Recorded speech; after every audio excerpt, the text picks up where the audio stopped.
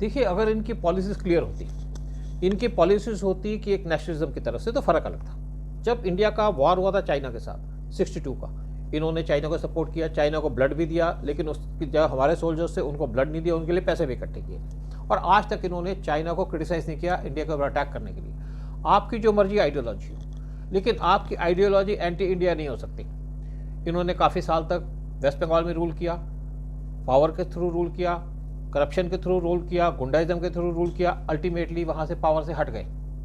और आज वेस्ट बंगाल में इनको कोई पसंद नहीं करता, इनको वहाँ पे कोई कदम रखने नहीं देता। वो बात दूसरी है कि ममता बनर्जी का भी जो एटीट्यूड है वो इसी टाइप का है, एंटी इंडिया है। देखते हैं वो भी कब तक चलती है।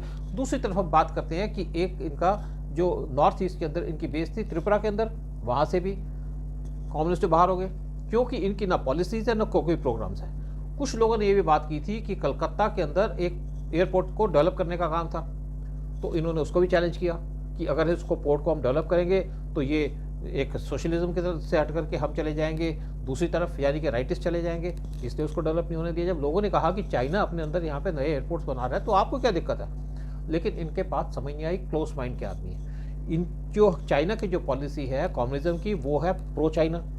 जो रशिया कम्युनिस्ट हैं उनकी पॉलिसी क्या है कम्युनिस्ट की, प्रो रशिया। जो इंडिया के कम्युनिस्ट हैं उनकी पॉलिसी क्या है, एंटी इंडिया। तो इनकी कोई बात समझ नहीं आती, ना इनको समझ आती है, किसी को और क्या समझाएंगे। सिर्फ ये अच्छे अच्छे ब्रॉडकास्ट कर सकते हैं, अच्छे अच्छे प्रोपेगेंडा कर सकते हैं, इसके सिवाय कुछ नहीं। अब जो रशिया में कन्फ्लिक्ट हो रहा है, रशिया यूक्रेन का, रशिया एक कम्युनिस्ट कंट्री है, यूक्रेन कम्युनिस्ट कंट्री नहीं है, वो प्रो वेस्ट है।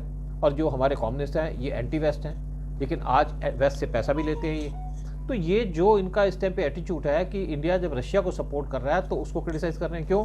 इनकी पॉलिसी प्रो रशिया नहीं है, प्रो कम्युनिस्ट नहीं है, प्रो कम्युनिस्ट कंट्री नहीं है, इनकी पॉलिसी है एंटी इंडिया। तो इंडिया को अपोज कर रहा है, इसलिए ये यहाँ पे भी आकर के इंडिया को क्रिटिसाइज कर रहे हैं। इन्होंने कभी ऐसा नहीं हुआ कि कम्युनिस्ट ये कह दें कि इन्होंने इंडिया को सपोर्ट किया हो, चाहे मिलिटेंसी हो, चाहे यहाँ पे इस्लामाइजेशन हो, चाहे कन्वर्शन चल रही हो, कुछ है, लेकिन इनका एक ये एटीट्यूड है, एंटी इंडिया एटीट्यूड है, उसी के चल रहे हैं, उसी पे काम करते हैं। इसीलिए इनकी जो इंडिया के अंदर रिकॉग्निशन कम हो गई है, वोटें जीत नहीं पाते, इलेक्शन जीत नहीं पाते। जितने भी लोग यहाँ ज्वाइन करते हैं बाद में छोड़ जाते हैं, कुछ इनके पास रहते हैं। सिर्फ उनको क्या है कि पैसा मिलता है चाइना की तरफ से, कुछ पैसा मिलता है इनको वेस्टर्न कंट्रीज़ की तरफ से, क्योंकि वो भी इंडिया को डिस्टेबलाइज करना चाहते हैं, वही। बाकी इनका ना कोई एजेंडा है, ना इनका कोई करेक्टर है, ना इनकी कोई रिकॉग्निशन है, ना इनको लोग पसंद करते हैं। देखिए, मैंने कहा कि इनका तो जो स्टैंड है वो एंटी इंडिया है। देखिए, मैं रहा हूँ फॉरेन सर्विस के अंदर, मैंने कई जगह में पोस्टिंग काटी है, तो मैंने वहाँ देखा कि हमारा जो कॉन्सुलर सेक्शन होता था, उनकी ड्यूटीज़ होती थी, कुछ नहीं करते थे। लोगों की प्रॉब्लम्स हो, कोई काम नहीं होता था, कोई ना उनको सपोर्ट करता था। लोगों को 6-6 महीने लग जाते थे उनको पासपोर्ट रिन्यू करने के लिए। हाँ, ये ज़रूर है कि हमारे एम्बेसडर, हाई कमिश्नर, वो जब वहाँ पे भीड़ लगी होती थी, लोग वीज़ा लेने के लिए फॉरनर्स की, उस लाइन को देखते थे, आपको वीज़ा मिल रहा है, वो सोचते थे हमारा यही काम है वीज़ा देने का, और उससे बड़ा एक अपने आप को मानते थे कि हम बहुत बड़ा काम कर लिया कि हमारे यहाँ पे डेली में 600 वीज़ा जा रहे हैं लोगों को। और मैं देखा है कुछ हमारे फॉरेन के अंदर बैठ करके जो हमारे डिप्लोमेट्स बैठते हैं वीज़ा सीट पे, वो कहते थे भाई हमने तो आज थक गए, 200 वीज़ा साइन कर दिए, सिर्फ साइन करने में थक गए, तो सोचते यही काम है। लेकिन जो इनका हेल्प होनी चाहिए थी वो कभी नहीं हुई। और जैसे मैंने कहा कि मैं ईरान में रहा, वहाँ पे हमीद अंसारी थे, वो तो एम्बेसडर होकर के अपने स्टाफ को सपोर्ट नहीं करते थे, अपने स्टाफ को तो जेल भिजवा दिया उन्होंने ईरान में, जब वहाँ के एम्बेसडर थे 91 से लेकर 93 तक। अब यहाँ पे जिस तरीके से काम हो रहा है, जिस तरीके से पीएम मोदी ने हमारे स्टूडेंट्स को वहाँ से निकाला है या निकाल रहे हैं यूक्रेन से, बहुत बड़ी बात है।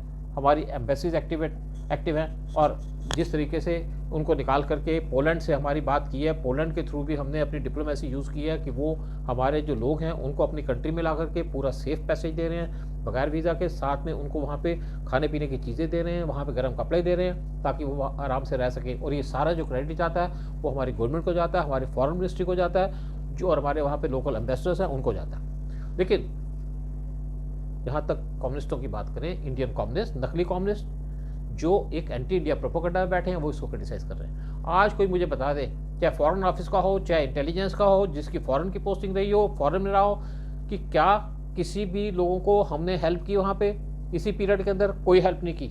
हम किसी इंडियन को कूड़ा करकट समझ के उनकी हेल्प ही नहीं करते थे, वो बेसिकली परेशान रहते थे, कंप्लेन करते थे। आज हमारी गवर्नमेंट एक्टिव है, हमारी फॉरेन मिनिस्ट्री एक्टिव है। मैं सोचता हूँ कि हमारा जो फॉरेन मिनिस्टर है, he is the best foreign minister that we had.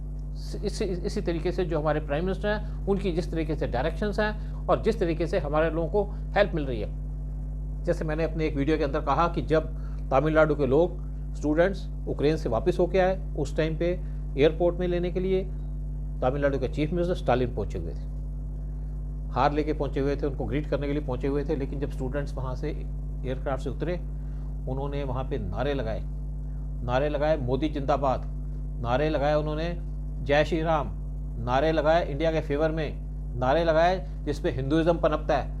तो एक स्टालिन का मुंह छोटा सा रह गया, क्योंकि स्टालिन उस टाइप के आदमी है जो इंडिया को क्रिटिसाइज करते हैं, जो इंडिया के हिंदूज को क्रिटिसाइज करते हैं। यहाँ पे जो मोदी गवर्नमेंट है उसको अपोज करते हैं। आप अपोज करिए, as a political party oppose करिए, लेकिन आप उसके हिसाब से वो अपोज करते हैं कि हमने इनको अपोज करना है। लेकिन दूसरी बात एक और बता दें कि तमिलनाडु के अंदर अभी म्यूनिसिपल के इलेक्शंस हुए हैं, म्यूनिसिपल कमेटी के, उसके अंदर अगर डीएमके नंबर 1 पे आई है 42% वोट से, तो बीजेपी वहाँ नंबर 2 आई है 36% वोट से।